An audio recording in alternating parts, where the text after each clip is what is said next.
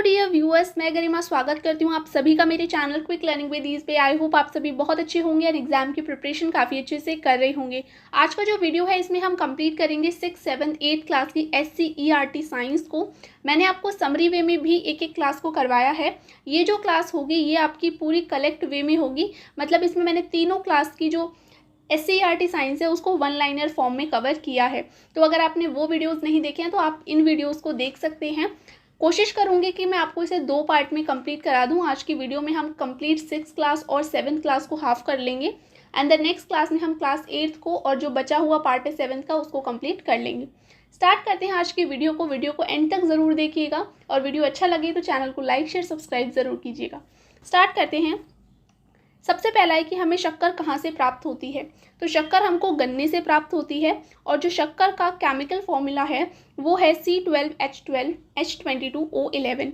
Okay, अगर आपसे glucose का फॉर्मूला पूछा जाता है तो वो होता है C6H12O6 और शक्कर का फॉर्मूला है C12H22NO11। नेक्स्ट क्वेश्चन है, प्रोटीन व रुक्षांश का मुख्य स्रोत क्या है। तो प्रोटीन हमको दाल, अंडा, दूध इन सब से मिलता है। मुख्य स्रोत दाल माना जाता है। और अगर रुक्षांश का पूछा जाता है तो रुक्षांश के लिए है ताज़े फल व सब्जियां। कार्बोहाइड्रेट का मुख्य स्रोत क्या है। तो कार्बोहाइड्रेट का मुख्य स्रोत है चावल। इसके बाद है भोजन में मंड परीक्षण के दौरान टिंचर आयोडीन के हल्के घोल की कुछ बूंदें मिलाने से खाद्य पदार्थ का रंग बदल जाता है। तो ये क्या है, जब हमको कार्बोहाइड्रेट का टेस्ट करना होता है तो हम उसमें मेनली क्या है, स्टार्च की प्रेजेंस को देखते हैं, मंड की प्रेजेंस को देखते हैं। तो जब हम टिंचर आयोडीन के जो हल्का घोल होता है उसमें कुछ बूंदें जब खाद्य पदार्थ में मिलाते हैं, ठीक है, तो खाद्य पदार्थ का जो रंग है वो नीला या काला हो जाता है।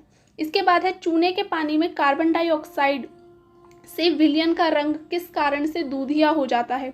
तो जब भी हम जो चूने का पानी है उसके अंदर जब हम कार्बन डाइऑक्साइड गैस को क्या करते हैं, छोड़ते हैं, तो आप देखते हैं कि जो विलयन है वो पूरा दूधिया रंग का हो जाता है। तो वो क्यों हो जाता है, तो वो कैल्शियम कार्बोनेट की वजह से हो जाता है। उसका रासायनिक सूत्र है CaCO3, ठीक है। और ये जो दूधिया रंग है ये किस चीज़ का परीक्षण है, तो ये परीक्षण है कि जो गैस हमने डाली है वो गैस क्या है, कार्बन डाइऑक्साइड है। इसके बाद नेक्स्ट हम देख लेते हैं विटामिन A और B की कमी से होने वाला रोग। तो विटामिन A की कमी से दृष्टिहीनता हो जाती है, नाइट ब्लाइंडनेस हो जाती है, और विटामिन B की कमी से बेरी-बेरी रोग हो जाता है। इसके अलावा विटामिन C की कमी से स्कर्वी हो जाता है, विटामिन D की कमी से रिकेट्स हो जाता है। इसके बाद नेक्स्ट यहाँ पे पूछा गया है विटामिन A व E का रासायनिक नाम। तो विटामिन A का जो रासायनिक नाम है वो है रेटिनॉल। नेक्स्ट क्वेश्चन है, बिहार के किस जिले में जूट अधिक उगाया जाता है। ये आपके SCERT बुक में दिया गया क्वेश्चन है। तो ये जितने भी जिले यहाँ पे दिए गए हैं बिहार के, यहाँ पे जूट की जो खेती है वो अधिक से अधिक की जाती है। मधुमेरा, सहरसा, खगड़िया, सुपौल और दरभंगा। नेक्स्ट है, रेशों से धागे बनाने की प्रक्रिया को क्या कहते हैं। तो रेशों से धागे बनाने की जो प्रक्रिया उसको कताई कहते हैं और इसके लिए हम कतली व चरखे का उपयोग करते हैं। धागे से वस्त्र बनाने की प्रक्रिया हम बंधाई व बुनाई 2 तरीके से करते हैं, ठीक है। और ये जो बुनाई है ये क्या है, करघों पर की जाती है। नेक्स्ट क्वेश्चन है, हमारे हाथ में पेंट या अलग कतरा, ये यहाँ पे गलती हो गई है तो इसको सही कर लीजिएगा। पेंट या फिर अलग कतरा लग जाता है तो हम किस चीज़ से उसे साफ़ करते हैं। तो हम उसे किससे साफ़ करते हैं, केरोसिन से साफ़ करते हैं। इसके बाद है, वह घोल जिसमें घुले पदार्थ की और घुलने की क्षमता नहीं होती, तो उसे क्या कहते हैं। मतलब एक ऐसा घोल जिसमें हमने मानिए पानी था उसमें हमने एक चीनी मिलाई और एक टाइम ऐसा आएगा कि जब हम उसमें चीनी मिलाएंगे तो वो घुलना बंद हो जाएगी, मतलब अब उस घोल की क्षमता नहीं है कि वो पदार्थ को घोल पाए। तो वो हमारा सॉल्यूशन कैसा सॉल्यूशन होता है, संतृप्त घोल, सैचुरेटेड सॉल्यूशन कहलाता है। जब मिश्रण में बहुत कम मात्रा हो तो इससे जल से अलग करने की विधि को क्या कहते हैं। तो जब हमारे पास मिश्रण बहुत ज़्यादा कम हो और हमको क्या है, अलग अलग करना हो तो हम कौन सी विधि उपयोग करते हैं, तो हम करते हैं क्रोमेटोग्राफी। थिराने के बाद जमे हुए पदार्थ को जल या अन्य पदार्थ से अलग करने की क्रिया क्या कहलाती है। तो ये कहलाती है निथारना। निखारना की जगह होगा निथारना, ठीक है, यहाँ होगा निथारना। तो निथारना और थिराना 2 प्रोसेस होती है। जब मानिए कि हम क्या है कि हमने किसी गिलास के अंदर बालू को डाला, पानी में बालू को डाला तो बालू नीचे जम जाती है, तो उसे जम जाती है उस चीज़ को हम कहते हैं थिराना। और जब हम उसे दूसरे गिलास में मतलब डालते हैं उस पानी को, हम गिलास को टेढ़ा करके जब हम दूसरे गिलास में डालने की कोशिश करते हैं पानी को, तो वो हमारा कहलाता है निथारना। इसके बाद नेक्स्ट है झकड़ा जड़ का दूसरा नाम क्या है। तो झकड़ा जड़ का दूसरा नाम है रेशेदार जड़। झकड़ा जड़ होती क्या है, और एक होती है मूसल जड़। जड़ के दो प्रकार होते हैं, मूसल जड़ और झकड़ा जड़। तो मूसल जड़ होती है जिसमें क्या है, एक मुख्य जड़ होती है और उसके अगल बगल से क्या है, जड़ें निकलती हैं, ये होती है मूसल जड़। और झकड़ा जड़ या रेशेदार जड़ क्या होती है, इसमें मुख्य जड़ नहीं होती, बस एक पॉइंट से क्या है सारी जड़ें निकलती हैं, तो ये होती है आपकी झकड़ा जड़। ठीक है, नेक्स्ट है मक्के के बीज में किस प्रकार का बीज होता है। मक्के के बीज जो होता है वो किस प्रकार का बीज होता है, तो वो होता है एक पत्री बीज। जबकि जो सेम का बीज होता है वो कुछ इस प्रकार, उसमें 2 पत्र होते हैं। ठीक है, तो वो होता है आपका द्विपत्री बीज। नेक्स्ट क्वेश्चन है पूर्ण फूल के कितने भाग होते हैं। तो पूर्ण फूल के भाग होते हैं 4। कौन कौन से, स्त्रीकेसर, पुंकेसर, पंखुड़ी और अंकुड़ी। नेक्स्ट है ऐसा फूल जिसमें पुंकेसर स्त्रीकेसर दोनों उपस्थित होते हैं। तो दोनों क्या है, एक ही फूल में जब दोनों मादा व नर जनन अंग जो हैं वो उपस्थित होते हैं तो वो होता है द्विलिंगी फूल।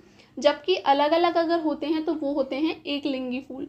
बाइसेक्सुअल जिसमें क्या है, जो आपका मेल एंड जो फीमेल रिप्रोडक्टिव पार्ट है एक ही में प्रेजेंट है तो वो बाइसेक्सुअल है, अलग अलग प्रेजेंट है तो यूनिसेक्सुअल है। ऊपरी जबड़े तथा खोपड़ी की संधि, ऊपरी जबड़े और जो खोपड़ी में जो संधि पाई जाती है वो क्या कहलाती है, अचल संधि, क्योंकि ये मूव नहीं कर सकती, इमूवेबल है। इसके बाद है कोहने की अस्थियां किस संधि के द्वारा जुड़ी होती हैं, और घुटने की अस्थि भी हमारे किस संधि के द्वारा जुड़ी होती हैं, तो वो है कब्जा संधि। गर्दन व सिर में कौन सी संधि पाई जाती है, तो गर्दन व सिर में धुराग्र संधि पाई जाती है, इसलिए हम इसे घुमा पाते हैं। कमर की अस्थियां क्या कहलाती हैं, तो कमर की अस्थियां क्या हैं, सेक्शंस में प्रेजेंट होती हैं, इस तरीके से कुछ ऐसे सेक्शंस टाइप होता है, तो वो श्रेणी अस्थियां कहलाती हैं।